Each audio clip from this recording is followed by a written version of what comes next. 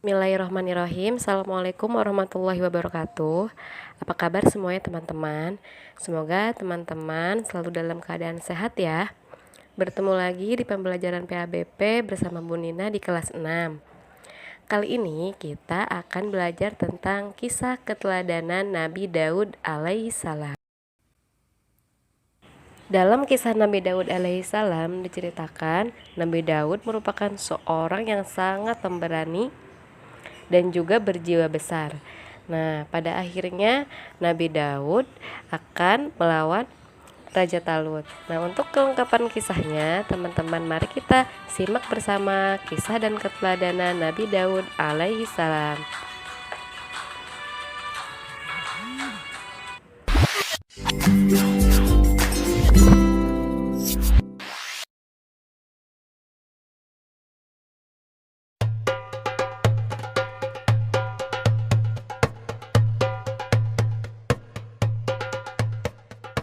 Kaum Bani Israel ketika itu hidup tertindas oleh kekuasaan Jalut yang menguasai tanah Palestina.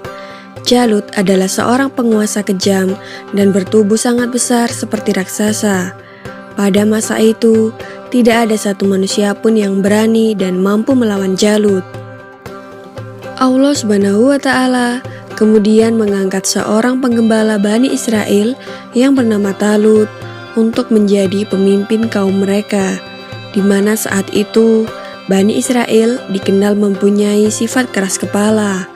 Terbukti pada awalnya Bani Israel menolak, karena Talut hanya seorang penggembala miskin.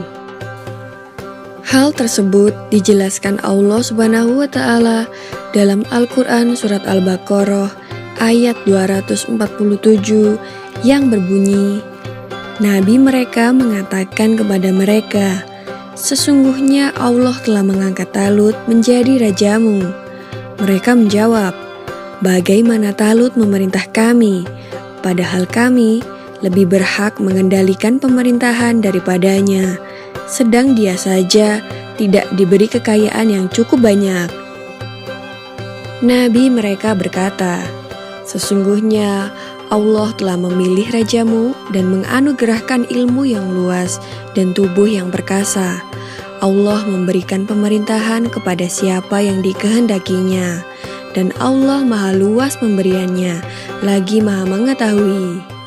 Maksud dari nabi mereka dalam surat tersebut adalah nabi sesudah Nabi Musa dan sebelum Nabi Daud diangkat sebagai pembawa petunjuk, nabi sesudah Nabi Musa dan sebelum Nabi Daudlah yang mengajak Bani Israel untuk melawan Jalut karena menindas kaum mereka dan menentukan Talut sebagai calon pemimpin mereka. Talut lalu memilih orang-orang terbaik yang berani menghadapi pertempuran. Salah satu yang ikut dalam pasukannya adalah seorang remaja yang bernama Daud. Ia diperintah oleh ayahnya untuk mengikuti kedua kakaknya yang maju ke medan perang, tapi ia tidak boleh maju di garis depan. Daud hanya diperintahkan untuk melayani kakaknya ketika lapar atau haus, untuk menyiapkannya makanan dan minuman.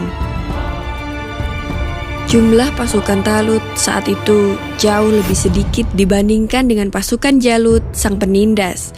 Jalut adalah seorang panglima perang yang bertubuh besar dan setiap orang yang berhadapan dengannya selalu kalah. Talut lalu berdoa kepada Allah Subhanahu wa Ta'ala, ya Tuhan kami, curahkanlah kesabaran atas diri kami dan kokohkanlah pendirian kami dan tolonglah kami dalam menghadapi orang-orang kafir. Maka dengan kekuatan doa itu, mereka menyerbu pasukan Jalut dengan gagah berani. Pasukan Jalut tak mengira bahwa lawannya yang berjumlah sedikit itu mempunyai keberanian bagaikan singa yang terluka. Dan pada akhirnya, pasukan Jalut dapat dikalahkan, sehingga hanya tersisa Jalut dan beberapa pengawalnya saja.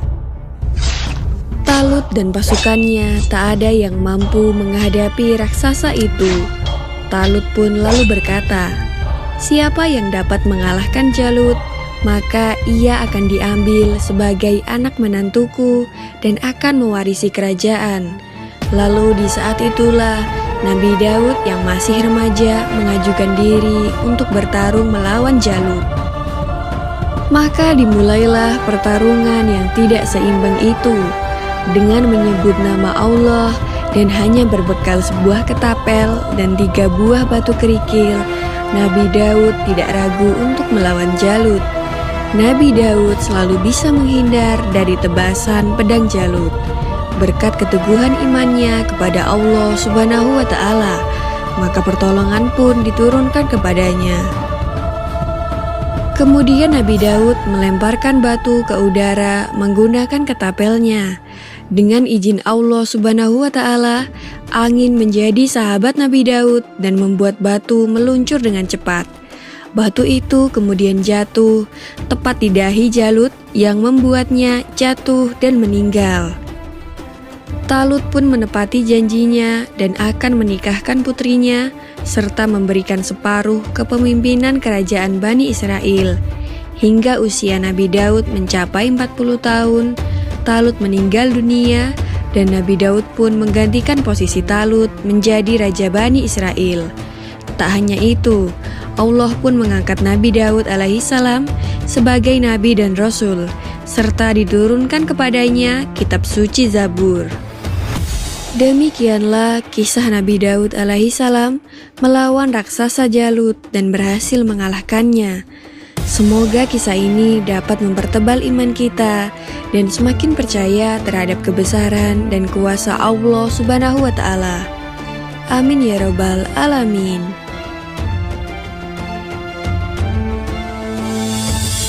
Nah, demikian kisah dari Nabi Daud alaihissalam. Semoga dapat bermanfaat ya teman-teman. Terima kasih sudah menyaksikan kisah keteladanan Nabi Daud alaihissalam. Assalamualaikum warahmatullahi wabarakatuh.